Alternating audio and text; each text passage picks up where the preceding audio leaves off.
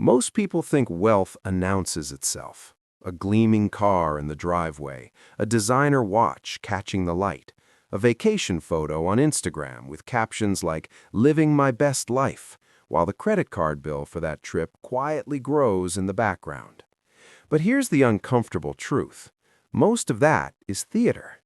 The people who are actually building wealth, real, quiet, lasting wealth, rarely look the part. They drive used cars. They ask for the restaurant's lunch menu instead of the dinner one. They say, "I'll think about it," when everyone else swipes without hesitation. They don't feel rich. They're too busy becoming rich to notice.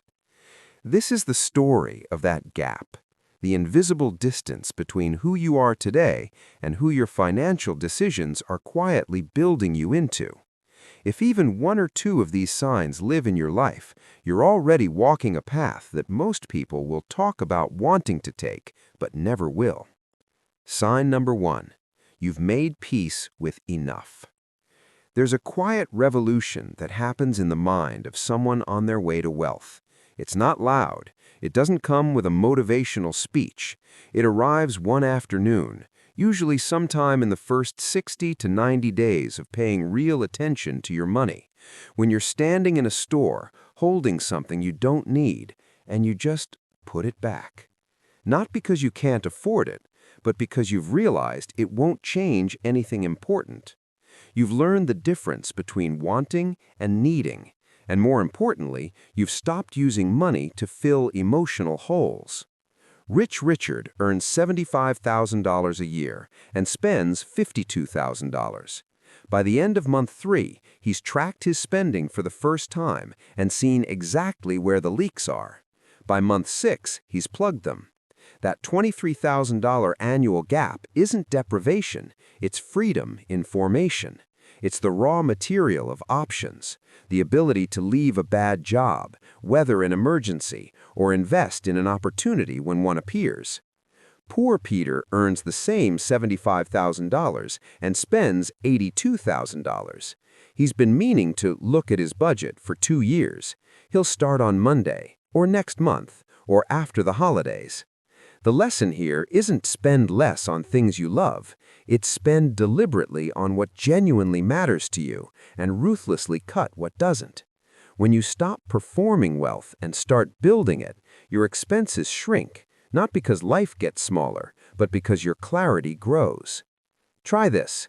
Track every dollar you spend for 30 days, then honestly label each one. Did this buy me joy, convenience, or status? Status spending is the silent wealth killer. Most people find 15 to 20% of their spending falls into a category they can't honestly defend. Sign number 2. You think in decades, not days. One of the greatest financial mistakes a person can make is trying to get rich fast. Not because fast gains are impossible, but because chasing them almost always trades the reliable for the speculative. Real wealth is deeply, almost offensively boring. It's $500 a month into an index fund, every month without fail for 20 years. It's not checking your portfolio every day. It's not panic selling when the market drops 20%. It's trusting the math and going outside to live your life. Rich Richard starts investing at age 25. Nothing dramatic, $400 a month into a broad market index fund. By age 30, he has roughly $30,000 invested and has watched the market rise, fall, and rise again. He didn't flinch. By age 35, that number is closer to $90,000, and the compounding has started to become visible.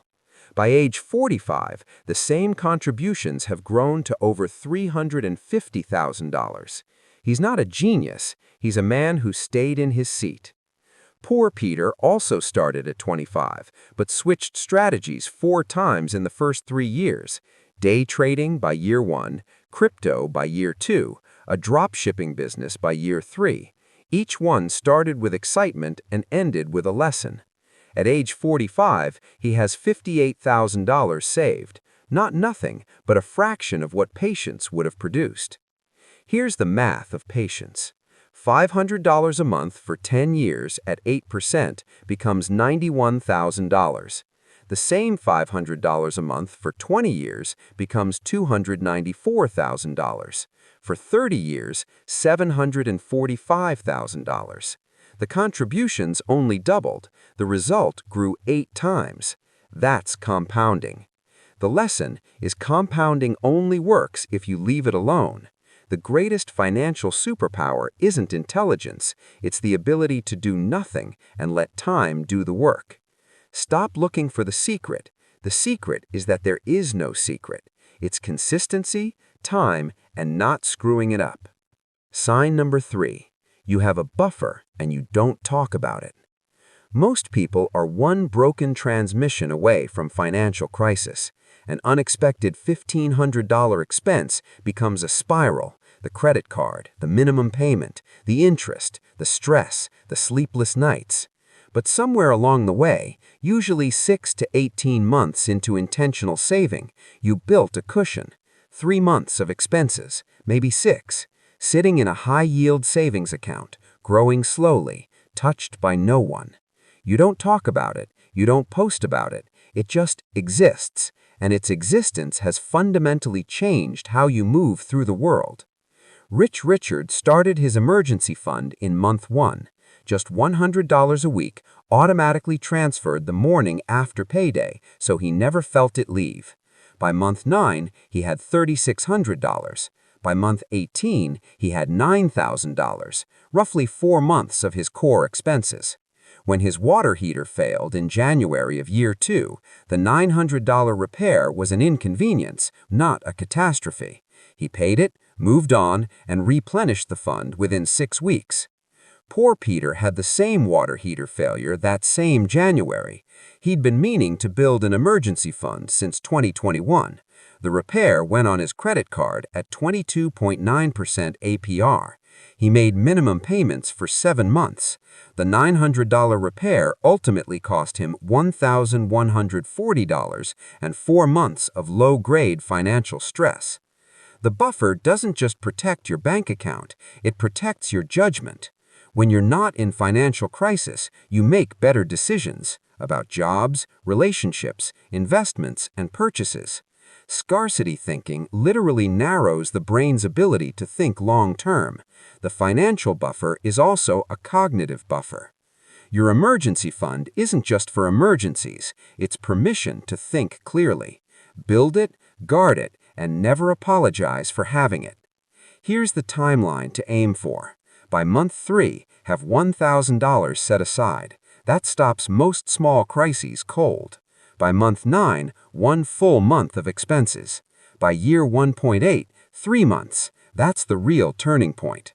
By year 3, 6 months. That's full financial resilience. Sign number 4. Your raises disappear into investments, not upgrades. Here's how lifestyle inflation works. You earn more, you spend more, you feel like you're getting ahead, but your savings rate stays exactly the same.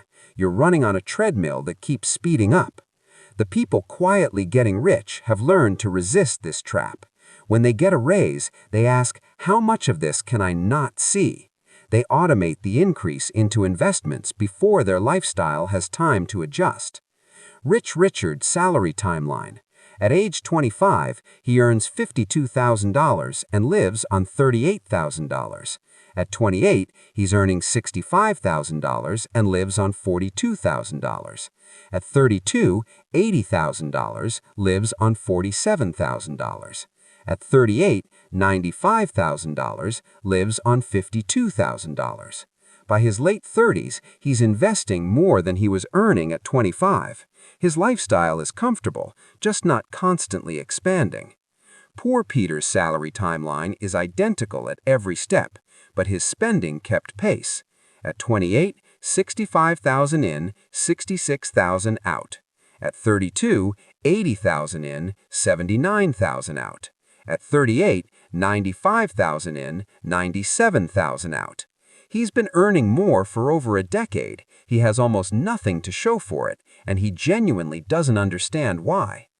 Your lifestyle should have a ceiling, not a moving target. Choose a comfortable baseline, then automate every dollar above it into assets. When you can't feel the raise because it goes straight to work for you, that's when the magic starts. Sign number 5. You've stopped measuring yourself against other people. Social comparison is the tax that broke people pay on everyone else's highlight reel. Your coworker just bought a BMW. Your college friend posted photos from Bali. Your neighbor has a new deck. And in an instant, your own life, which was fine 2 minutes ago, feels inadequate. The quietly wealthy have largely stopped playing this game, not because they're above it, but because they've seen where it leads, into debt, into dissatisfaction, and into financial decisions made for an audience rather than a future. Rich Richard saw his buddy finance a $65,000 truck in the spring of year 3. His thought, I hope it makes him happy. Then he went back to his spreadsheet, confirmed his index funds had auto-invested that month, and made dinner. He wasn't being cold, he'd just done this math before. Poor Peter saw the same truck and felt something tighten in his chest. 2 weeks later, he was at a dealership financing a $52,000 vehicle he technically couldn't afford, at 7.9% interest, because he didn't want to feel left behind. 2 years later, poor Peter was underwater on the loan by $8,000, resentful of the monthly payment, and quietly embarrassed every time someone asked how he was doing financially. 5 years later, Rich Richard's investments had grown by $87,000. Poor Peter had paid $14,000 in interest and depreciation on a truck he no longer cared about. Most visible wealth is either debt in disguise or tomorrow's security mortgaged for today's appearance. The Mercedes in the driveway might represent prosperity, or it might represent $800 a month in payments and someone who can't sleep on Sunday nights. You don't know. So stop using other people's outsides to judge your insides. Sign number 6. Money has become background noise. Think about what it feels like to be broke. Money isn't just a concern, it's a constant presence. Every dinner out is a mental calculation. Every car noise is a potential catastrophe. Every unexpected bill is an emotional event. Now imagine money becoming quiet. Not unimportant, just handled. This shift usually happens somewhere between year 3 and year 7 for people who are consistent, the point where the systems they've built start running themselves. Rich Richard's automation timeline. Month 1, auto-transfer $200 a month to savings. Month 6, auto-invest $400 a month into index funds. Year 2, all bills on autopay, net worth checks scheduled for the first of each month. Year 4, annual rebalancing reminder set for January, nothing else required. Year 7, his finances run without his daily attention. He revisits strategy twice a year. Poor Peter is still manually managing everything in year 7. He's always about to set up the automatic transfer. He checks his bank account 11 times a day out of anxiety, not strategy. He's mentally exhausted from managing money poorly instead of building money to manage itself. Building wealth isn't just about the money. It's about buying back your mental bandwidth. Every automated system is a decision you no longer have to make. Every buffer is a problem that solves itself. The goal isn't just financial freedom, it's cognitive freedom. Sign number 7. You've started buying time instead of things. There's a shift that happens when money stops being scarce, usually around year 5 to 8 for someone on a steady wealth-building path. You start realizing that the most limited resource in your life isn't cash, it's time, and you start making decisions accordingly. You pay someone to clean your home, not because you can't clean, but because those 3 hours with your kids, or that project you've been meaning to start, or even just the rest that you desperately need are worth more to you than the $80 you'll spend. Rich Richard's time investments by year 10. A cleaning service at $160 a month saves him 3 hours a week.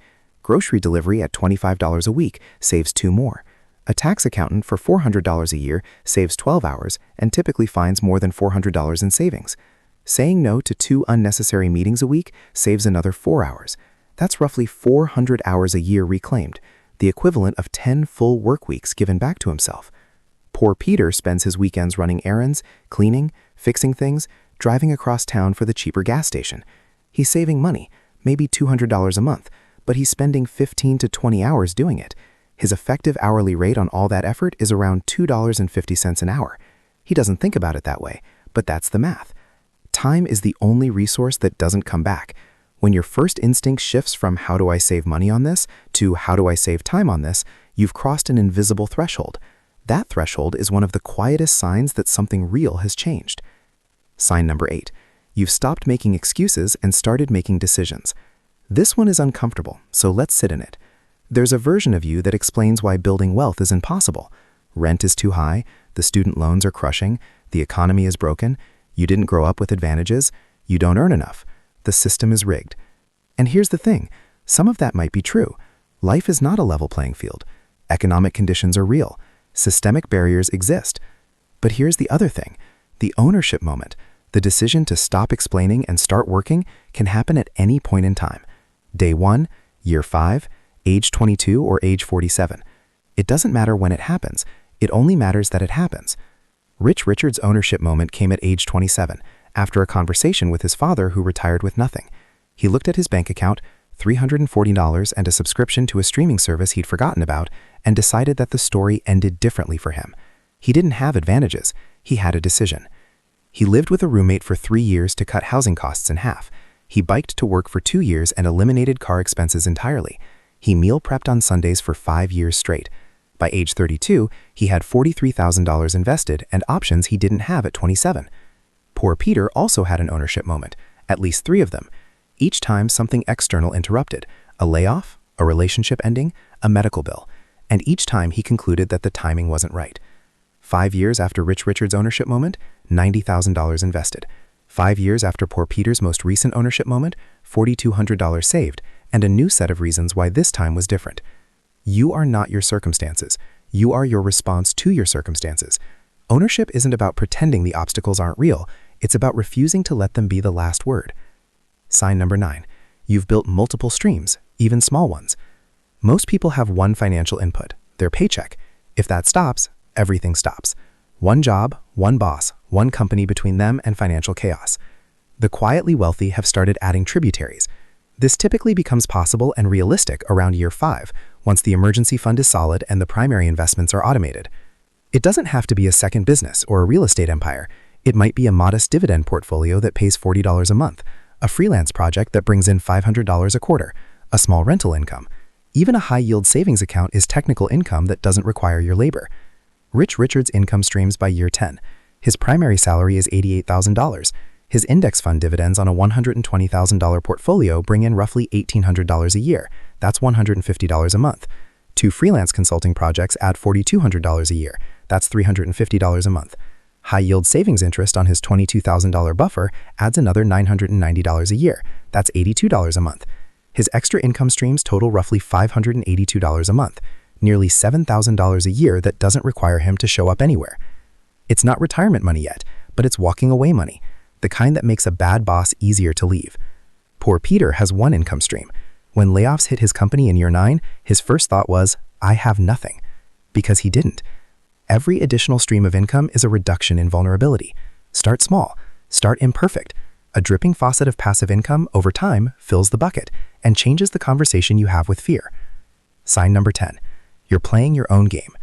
This might be the quietest sign of all, and the most important. At some point on the path to real wealth, you stop caring about winning someone else's race. This doesn't happen on a schedule. For some people it's year 2. For others it's year 12, after enough time watching social comparison drain their progress. But when it happens, something fundamental changes. You stop measuring your portfolio against your neighbors. You stop feeling the pull of every financial trend. You stop needing your money choices to be validated by anyone. You've built a plan. It's not perfect. It doesn't look like a magazine spread, but it's yours, built around your values, your timeline, your definition of a good life. Rich Richard's plan at age 45, an investment portfolio of $410,000, with a target of $1.2 million by age 60, a paid-off car, no consumer debt, 9 years into a 20-year mortgage, and one goal above all others, to make full-time work optional by age 58, not mandatory until 65, optional at 58. Poor Peter at age 45 is still reacting, still chasing, still redesigning the plan every 18 months when the old one doesn't feel exciting anymore. He's been 6 years from retirement for 12 years. Here's what nobody tells you about building wealth. It will feel like nothing is happening for a very long time. The first 3 years are almost invisible. You're building habits, automating systems, and paying down debt. Your net worth barely moves. It's easy to quit here, and most people do. Years 4 through 8 are when discipline starts to feel rewarding. The emergency fund is real, the investments are growing, you stop dreading your bank statements. Years 8 through 15 is where the math starts doing work you didn't ask it to. Your portfolio earns more in a good year than you contribute. Compounding becomes visible to the naked eye. Year 15 and beyond is when people who knew you at 25 start asking what your secret is.